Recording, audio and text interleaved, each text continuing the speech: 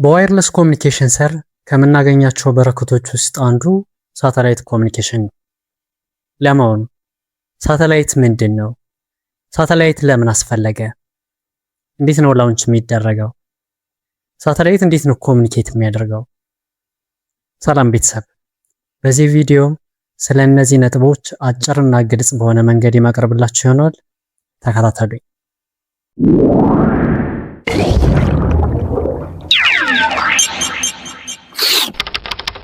የመጀመሪያው ጥያቄ ሳተላይት ምንድን ነው? ሳተላይት ማለት ከመሬት በብዙ ኪሎ ሜትሮች ከፍታ የሚሽከረከር ነገር። ሳተላይት በሁለት ይከፈላል። አንደኛው ናቹራል ሳተላይት ወይም ደግሞ በተፈጥሮ የምናገኛቸው ልክ እንደ ከዋክብት እንደ ጨረቃ ያሉት ሲሆን፣ ሁለተኛው አርቲፊሻል ሳተላይት ወይም ደግሞ በሰው የተሰሩ ሳተላይቶች ብለን በሁለት እንከፍላቸዋለን። ስለዚህ የምናወራው ስለ አርቲፊሻል ሳተላይት ወይም ደግሞ ሰው ስለሰራው ሳተላይት ነው ማለት ነው። ሳተላይት ለምን አስፈለገ?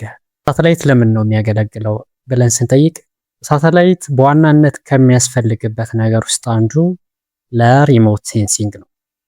ሪሞት ሴንሲንግ ማለት ነገር በርቀት ሆኖ ሴንስ ማድረግ፣ ኦብዘርቭ ማድረግ፣ ዲቴክት ማድረግ ማለት ነው። ወይም ደግሞ በርቀት ስለ አንድ አካባቢ ወይም ደግሞ ስለ አንድ ኦብጀክት ዳታ መሰብሰብ ማለት ነው ሪሞት ሴንሲንግ ማለት። በሪሞት ሴንሲንግ ስራ ውስጥ ሴንስ የሚያደርገው አካል አለ፣ ሴንስ የሚደረገው አካል አለ። ሴንስ የሚያደርገው ማለት ሳተላይት ነው። ለምሳሌ ሴንስ የሚደረገው አካል ማለት ደግሞ ኦብጀክት ሊሆን ይችላል፣ አንድ አካባቢ ሊሆን ይችላል። ስለዚህ ሳተላይት ከሚያስፈልግበት አንዱና ትልቁ ነገር ሪሞት ሴንሲንግ ነው ማለት ነው።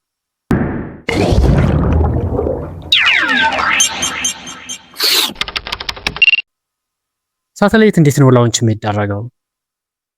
በሳተላይት ኮሚኒኬሽን ትልቁ ቻሌንጅ ሳተላይት ላውንች ማድረግ። ሳተላይት ላውንች ማድረግ ማለት ሳተላይት ስራዋን እንድትሰራ ስራዋን እንድትጀምር ማድረግ ማለት ነው። ሳተላይት ላውንች ማለት ሳተላይት ላውንች ለማድረግ ሳተላይቱ ይዘጋጃል። መጀመሪያው ጀስት ለሳተላይት አስፈላጊ የሆኑ ኮምፖነንቶች ባትሪ፣ ሴንሰር የመሳሰሉ ነገሮች ይገጣጠሙላትና መሬት ላይ ትሰራለች። ዘይን ከፍታው ይወሰናል። ሳተላይቷ ከመሬት በሆነ ከፍታ ላይ እንድትቀመጥ ስለሚደረግ በስንት ኪሎ ሜትር ከፍታ ላይ ትቀመጥ የሚለው ይወሰናል። በ10 ኪሎ ሜትር፣ በ5 ኪሎ ሜትር፣ በ15 ኪሎ ሜትር ኢት ዲፔንድስ፣ ከፍታው ይወሰናል።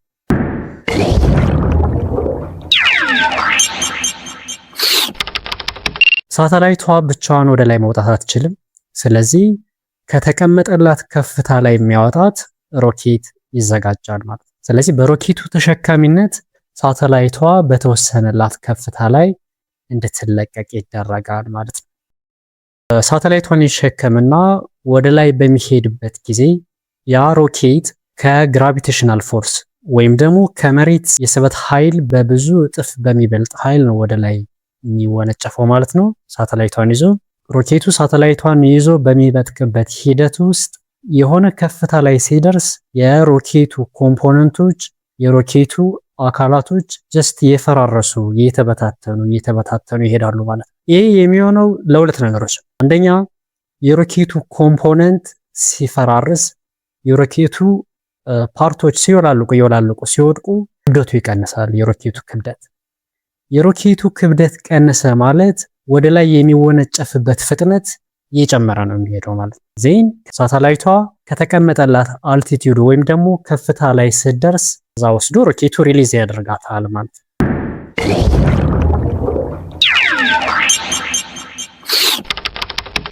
እንግዲህ ሮኬቱ ሳተላይቷን ተሸክሞ ከሚፈለገው አልቲቲዩድ ላይ ሲደርስ ሪሊዝ ያደርጋታል፣ ይለቃታል ሳተላይቷ።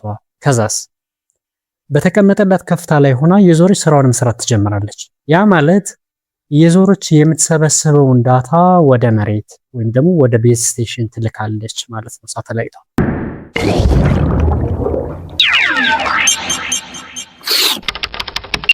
በዚህ ሂደት አንድ ጥያቄ የሚያስነሳ ነገር አለ። ሳተላይቷ በህዋ ላይ ለብዙ ጊዜ ትቆያለች። ስራዋን ለመስራት ሴንስ ለማድረግ አንድን አካባቢ አንድን ኦብጀክት የሰበሰበችውን ዳታ ወደ ቤዝ ስቴሽን ለመላክ ኃይል ያስፈልጋታል። ይህን ኃይል የት ነው የምታገኘው? አንደኛ ቻርጅ እንዳናደርጋት በኤሌክትሪክ ከመሬት በስንት ኪሎ ሜትር ከፍታ ላይ ርቃ ነው የምትገኘው። ስለዚህ ቻርጅ መሆን ካልቻለች ይቺ ሳተላይት ኢነርጂዋን ከየት ነው የምታገኘው? ከመሬት ቻርጅ ማድረግ የማንችል ከሆነ ኤሌክትሪክ ቻርጅ ማናደርጋት ከሆነ ያለው አማራጭ ሶላር ኢነርጂ እንድትጠቀም ይደረጋል። ስለዚህ ሶላር ሲስተም ይገጠምላታል። ስለዚህ የኤነርጂ ጉዳይ አያሳስባትም። በሚኖራት ላይፍ ታይም ሁሉ ከፀሐይ የምትሰበስበውን ኤነርጂ ተጠቅማ ስራዋን መስራት ትቀጥላለች ማለት ነው።